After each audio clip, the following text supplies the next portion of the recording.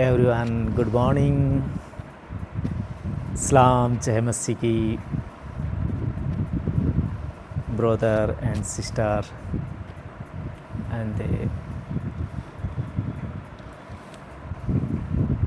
अजीज दोस्तों, सभी को जय मस्सी की सलाम।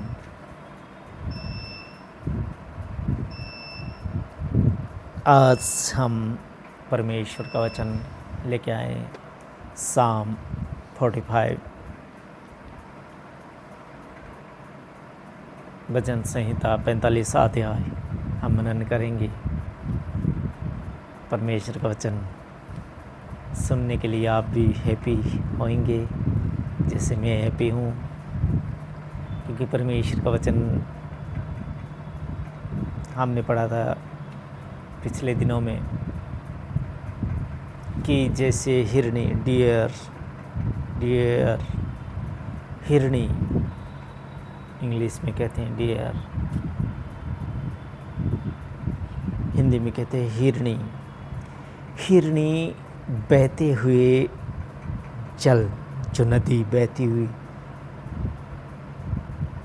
इतनी साफ सुथरी नदी के जल के लिए वो हाँफती है कि मैं उस नदी में जाऊं और पानी को पीऊं। और वो भागती हुई बहुत दूर से आती है उस नदी के पास। हमें भी उस नदी के पास आना चाहिए, परमेश्वर के भवन में आना चाहिए। और जैसे हिरणी को उस जल के लिए वो प्यासी है, हाँफ रही है और हाँफती हुई आती है उस पानी को पीने के लिए, वैसे ही हमें परमेश्वर के भवन में आना चाहिए। हाँफते हुए प्यास लगी होनी चाहिए, हमें हाँफना चाहिए। जैसे कोई बंदा दौड़ता है ना, तो कहते इतना हाँफ क्यों गया है तू।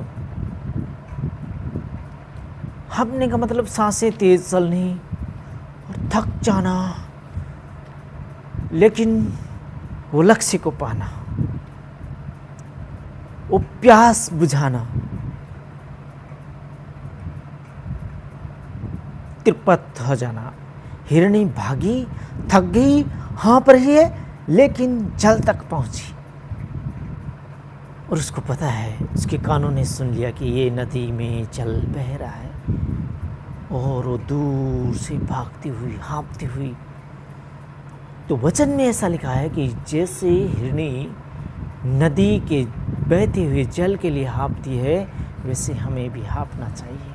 परमेश्वर के वचन के लिए मैं हाँफता हूँ। प्यास होनी चाहिए अंदर, आलसी नहीं होना चाहिए, प्यास होनी चाहिए वचन को सुनने की और उसे पढ़ने की प्यास होनी चाहिए। और कहाँ पे जाके पढ़ो? खुदा के घर में, परमेश्वर के भवन में जाओ। तो हमें हिरनी के जैसे हाँफना चाहिए, परमेश्वर के घर में जाना चाहिए, परमेश्वर के वचन सुनना चाहिए, क्योंकि उसका वचन कहता है कि जो मेरा होगा वह मेरा शब्द सुनेगा। परमेश्वर के वचन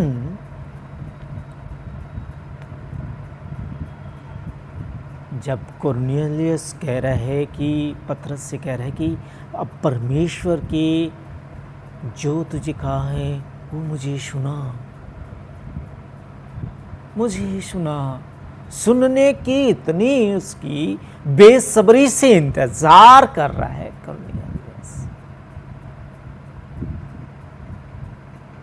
कुरनेलियस इतना बेसब्री से इंतजार कर रहा है कि जो परमेश्वर ने तुझे सुनाने के लिए कहा गया है वो मुझे जल्दी से सुना। बेसब्री से इंतजार है उसको। तब पतरस कहता है कि मुझे आज पता चला कि परमेश्वर किसी के साथ पक्षपात नहीं करता, चाहे किसी भी धर्म का होने दो। अगर धर्म के काम करता है तो उसको भाता है।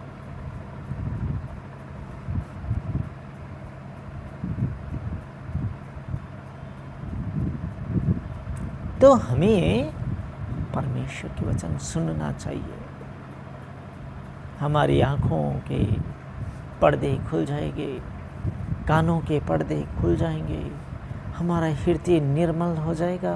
जो हमारे अंदर में बुरे विचार आते हैं वो सब मिट जाएंगे, क्योंकि बुरे विचार आना, खुदा का कलाम कहता है कि उस समुंदर से, उस कोने से उठी हुई लहर और इस कोने पे जाके समाप्त हो जाती है, उसका कोई मूल्य नहीं होता है। तो हमारे अंदर में अगर विचार उठते हैं तो उनका कोई मूल्य नहीं है, वो बेफिजूल के विचार उठते हैं, उनका कोई महत्व नहीं है।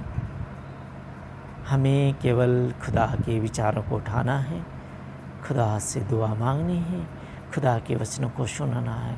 अन्यथा हमें नेगेटिव कुछ नहीं सुनना है, ना कुछ देखना है। तो आइए चलते हैं हम आज भजन संहिता 45 अध्याय, राजा के लिए विवाह का गान, गीत, विवाह का गीत, मैरिज सॉन्ग, विवाह का गीत, राजा के लिए विवाह का गान, भजन संहिता 45 अध्याय। यहाँ पर ऐसा लिखा है, मेरा हृदय एक सुंदर विषय की उमंग से उमड़ रहा है। मेरा हृदय एक सुंदर विषय की उमंग से उमड़ रहा है। जो बात मैंने राजा के विषय रची है उसको सुनाता हूँ। मेरी जीभ निपुण लेखक की लेखनी बनी है। मेरी जीभ निपुण लेखक की लेखनी बनी है। निपुण यानी अच्छा लेखक की लेखनी बनी है। तुम मनुष्यों की संतानों में परम सुंदर है। तू मनुष्यों की संतानों में परम सुंदर है। तेरे होठों में अनुग्रह भरा हुआ है। तेरे होठों में अनुग्रह भरा हुआ है। इसलिए परमेश्वर ने तुझे सदा के लिए आशीष दी है। इसलिए परमेश्वर ने तुझे सदा के लिए आशीष दी है। आशीष दी है, होठों में अनुग्रह भरा हुआ है। तेरी जीभ एक निपुण लेखक की लेखनी है। एक अच्छा लेखक, लिखने वाला की लेखनी है। बहुत अच्छा वचन है परमेश्वर का। इसलिए परमेश्वर ने तुझे सदा के लिए आशीष दी है। हे वीर, तू अपनी तलवार को, जो तेरा वैभव और प्रताप है, अपनी कटी में बांध। हे वीर, तू अपनी तलवार को, जो तेरा वैभव और प्रताप है, अपनी कटी में बांध, कमर में बांध। सत्यता, नम्रता और धर्म के निमित्त अपने ऐश्वर्य, सत्यता, नम्रता और धर्म के लिए, धर्म के निमित्त अपने ऐश्वर्य और प्रताप का सफलता से स्वार हो। बहुत अच्छी बात है, बहुत अच्छा वचन है। सत्यता, सच्चाई का साथ देना है। नम्रता, नम्र होना है। और धर्म के निमित्त अपने ऐश्वर्य को, ऐश्वर्य और प्रताप पर सफलता से स्वार हो। सफलता से स्वार हो, उसकी सवारी कर। तेरा दाहिना हाथ तुझे भयानक काम सिखलाए। तेरा दाहिना हाथ तुझे भयानक काम सिखलाए। तेरे तीर तो तेज है, तेरे सामने देश देश के लोग गिरेंगे। तेरे तीर तो तेज है, तेरे सामने देश देश के लोग गिरेंगे। राजा के शत्रुओं के हृदय उनसे छीदेंगे। राजा के शत्रु, जो राजा के दुश्मन हैं, उनके हृदय, राजा के शत्रुओं के हृदय उनसे छीदेंगे। हे परमेश्वर, तेरा सिंहासन सदा सर्वदा बना रहेगा। हे परमेश्वर, तेरा सिंहासन सदा सर्वदा बना रहेगा। तेरा राजदंड न्याय का है, तेरा राजदंड न्याय का है। तूने धर्म से प्रीति और दुष्टता से बैर रखा है। तूने जो धर्म के काम करता है उनसे प्रीति, उनसे खुश रखा है, और दुष्टता से बैर रखा है। दुष्ट का तू संगी कभी नहीं हुआ, धर्म करने वालों का ही केवल प्रीति रखता है। इस कारण परमेश्वर ने, हाँ, तेरे परमेश्वर ने तुझको तेरे साथियों से अधिक हर्ष के तेल से अभिषिक्त किया है। तेरे साथियों को, तुझको और तेरे साथियों, परमेश्वर ने तुझको तेरे साथियों से, तेरे साथी थे उनसे अधिक हर्ष के तेल से अभिषिक्त किया है। अभिषिक्त, अभिषेक किया है। तेरे सारे वस्त्र गंधरस, अगर और तेज से सुगंधित है। तेरे सारे वस्त्र, तेरे सारे वस्त्र गंधरस, अगर और तेज से सुगंधित है। इन वस्त्रों की बात यहाँ पर नहीं हो रही है, इस वस्त्र की बात हो रही है, इस वस्त्र की बात हो रही है, सारे वस्त्र। क्योंकि परमेश्वर कहता है, मैं तुझे आदि से जानता हूँ कि तू कौन है। तो हमारे वस्त्र पुराने हो सकते हैं, ये वस्त्र फिर हमें खोलने पड़ सकते हैं। पुराने होने से, मेले कुचले होने से इनको उतारना पड़ता है। तब हम कहते हैं कि शरीर को छोड़कर चली गई। तो ये तेरे सारे वस्त्र, जो भी तुझे वस्त्र मिलने वाले हैं, सारे वस्त्र, तेरे सारे वस्त्र गंधरस, अगर और तेज से सुगंधित है, खुशबू आती है। तू हाथी दांत के मंदिरों में तार वाले बाजों के कारण आनंदित हुआ है। तू हाथी दांत के मंदिरों में तार वाले बाजों के कारण आनंदित हुआ है। तेरी प्रतिष्ठा, तेरी प्रतिष्ठित स्त्रियों में राजकुमारियां भी है। तेरी दाहिनी ओर पटरानी ओपरे के कुंदन के विभूषित खड़ी है। ओपरे के कुंदन से विभूषित खड़ी है। हे राजकुमारी, सुन और कान लगाकर ध्यान दे। हे राजकुमारी, सुन और कान लगाकर ध्यान दे। अपने लोगों और अपने पिता के घर को भूल जा। अपने लोगों और अपने पिता के घर को भूल जा, और राजा तेरे रूप की चाह करेगा। और राजा तेरे रूप की चाह करेगा, क्योंकि वह तो तेरा प्रभु है, तू उसे दंडवत कर। हे राजकुमारी, सुन और कान लगाकर ध्यान दे। अपने लोगों और अपने पिता के घर को भूल जा। अपने पिता के घर को भूल जा, इस संसार को भूल जा, और अपने राजा तेरे रूप को चाहा करेगा, क्योंकि वह तो तेरा प्रभु है, तू उसे दंडवत कर। शोर की राजकुमारी भी भेंट करने के लिए उपस्थित होगी। शोर की राजकुमारी भी भेंट करने के लिए उपस्थित होगी, प्रजेंट होगी। प्रजा के धनवान लोग तुझे प्रसन्न करने का यत्न करेंगे। प्रजा के धनवान लोग तुझे प्रसन्न करने का यत्न करेंगे। राजकुमारी महल में अति शोभायमान है। राजकुमारी महल में अति शोभायमान है। उसके वस्त्र में सुनहले बूटे कड़े हुए हैं।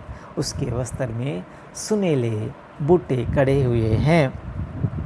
वह बूटेदार वस्त्र पहने हुए राजा के पास पहुंचाई जाएगी। वह बूटेदार वस्त्र पहने हुए राजा के पास पहुंचाई जाएगी। जो कुमारियां उसकी सहेलियां हैं वे उसके पीछे पीछे चलती हुई तेरे पास पहुंचाई जाएगी। जो कुमारियां और उसकी सहेलियां हैं वे उसके पीछे पीछे चलती हुई तेरे पास पहुंचाई जाएगी। वे आनंदित और मगन होकर पहुंचाई जाएगी। वह आनंदित और मगन होकर पहुंचाई जाएगी और वे राजा के महल में प्रवेश करेगी। और वे राजा के महल में प्रवेश करेगी। तेरे पितरों के स्थान पर तेरे पुत्र होंगे जिनको तू सारी पृथ्वी पर हाकिम ठहराएगा। तेरे पितरों के स्थान पर तेरे पुत्र होंगे जिनको तू सारी पृथ्वी पर हाकिम ठहराएगा। मैं ऐसा करूँगा कि तेरे नाम की चर्चा पीढ़ी से पीढ़ी तक होती रहेगी। मैं ऐसा करूँगा कि तेरे नाम की चर्चा पीढ़ी से पीढ़ी तक होती रहेगी। इस कारण देश देश के लोग सदा सर्वदा तेरा धन्यवाद करते रहेंगे, परमेश्वर का धन्यवाद करते रहेंगे। मैं ऐसा करूँगा तेरे नाम की चर्चा पीढ़ी से पीढ़ी तक होती रहेगी। इस कारण देश देश के लोग सदा सर्वदा तेरा धन्यवाद करते रहेंगे, सदा सर्वदा तेरा धन्यवाद करते रहेंगे। तो पिता से प्यार कीजिए, मोहब्बत कीजिए, नम्रता धैर्य से रहिए, खुदा के वचनों को सुनिए, प्रेम कीजिए पिता से। तो आज का वचन आपके पास पहुंचा। खुदा आप सबको बरकत और आशीष दे और पिता आपको आशीष से माला माल कर दे, क्योंकि उसके वचन जब हमारे कानों में पड़ते हैं तो कानों के पर्दे हमारे खुल जाते हैं। क्योंकि जब प्रभु यीशु मसीह वचन सुना रहे थे तो एक स्त्री उठी और ज़ोर से चिल्लाते हुए कहने लगी कि धन्य है वह माता जिसके गर्भ में तू रहा। इस मसीह के बारे में कहा उस स्त्री ने। और धन्य है वह स्तन जिसको तूने चूसा। क्या कहा उस स्त्री ने? सुनिए, उस स्त्री ने जोर से आवाज़ से कहा, प्रभु यीशु मसीह जब वचन सुना रहे थे तो उनसे कहा कि धन्य है वह माता जिसके गर्भ में तू रहा, उसके पेट में तू रहा। मरियम के बारे में कहा। और धन्य है वह स्तन जो तूने चूसे, जिनसे तूने दूध पिया, धन्य है। प्रभु यीशु मसीह ने ये नहीं कहा कि नहीं धन्य है। प्रभु यीशु मसीह ने कहा हाँ धन्य तो है। इतना ही कहा कि हाँ। मगर प्रभु यीशु मसीह ने किनको धन्य कहा? प्रभु यीशु मसीह ने कहा कि हाँ, परंतु धन्य है वे लोग जो वचन को सुनते और मानते हैं। धन्य किसको कहा प्रभु यीशु मसीह ने? जो वचन को सुनते हैं और उसे मानते हैं। तो हमें ढा, कपट, निंदा, चोरी, इसरिया, बैर भाव, परस्त्री गमन, पराई स्त्री का लोभ, पराए धन का लोभ हमें नहीं करना है कि इनके पास ऐसा है तो हमारे पास भी ऐसा हो। नहीं, वो उनका है, उनका था, उनका रहेगा। आज है, कल नहीं रहेगा, इसका उसको पता है। लेकिन हमें उस चीज़ का लालच नहीं करना है, क्योंकि वो उनको मिला है। जब प्रभु यीशु मसीह के पास एक धनवान आया और कहा कि हे गुरु, मुझे स्वर्ग में जाना है और मैं स्वर्ग में जाने के लिए क्या करूं? तो प्रभु यीशु मसीह ने कहा कि अपने माता पिता की सेवा कर, अपने पड़ोसी से अपने समान प्रेम कर, किसी से लड़ाई झगड़े ढा कपट मत कर, किसी की झूठी शपथ मत खा, किसी की निंदा मत कर। तब उस धनवान ने कहा कि प्रभु, ये तो मैं लड़कपन से मानता आया हूँ, ऐसा कुछ मेरे अंदर में नहीं है। तब प्रभु यीशु मसीह ने कहा कि फिर एक बात की घटी है। तो उसने कहा कि बताओ, वो बात भी पूरी करूँगा। तो उसको कहा, प्रभु यीशु मसीह ने उसका दिल लिया कि जो आपकी संपत्ति है, तेरी संपत्ति है, उसको गरीबों में बांट दे, गरीबों में बांट दे और मेरे पीछे आ जा। जो स्वर्ग का खजाना खुद परमेश्वर उसके सामने खड़े थे। कुछ सालों की ज़िंदगी इस संसार के लिए थी, कुछ सालों के लिए वो पैसे उसके काम आने थे, कुछ सालों के लिए वो यहाँ पर धनवान रहने वाला था, लेकिन अनंत जीवन को खो दिया। कुछ सालों के यूज़ के लिए उसने, जब प्रभु यीशु मसीह ने कहा कि अपना सब कुछ बेच के कंगालों को दे दे और मेरे पीछे आ जा, तो वो टक टक टक टक टक करके निकल लिया, कुछ नहीं बोला। खुद परमेश्वर, आदि में वचन था, वचन देहधारी हुआ, खुद परमेश्वर स्वर्ग से पृथ्वी पर उतर के आए और वो उसके सामने खड़े थे, धनवान के सामने। जिस दिन उसने ऐसा कर लिया होता तो वो स्वर्ग में होता, लेकिन प्रभु यीशु मसीह के होठों से कहे हुए, मुंह से कहे हुए लफ्ज़ है। उसी टाइम प्रभु यीशु मसीह ने कहा कि ऊँट का सुई के नाके से निकल जाना सहज है, आसान है, लेकिन धनवान का स्वर्ग में जाना मुमकिन है। तो हम यहाँ पर धन इकट्ठा ना करें, खुदा से प्यार करें, बातें करें, परमेश्वर के वचनों को सुने और परमेश्वर के वचनों पर चले। खुदा आप सबको बरकत और आशीष दे। आमीन।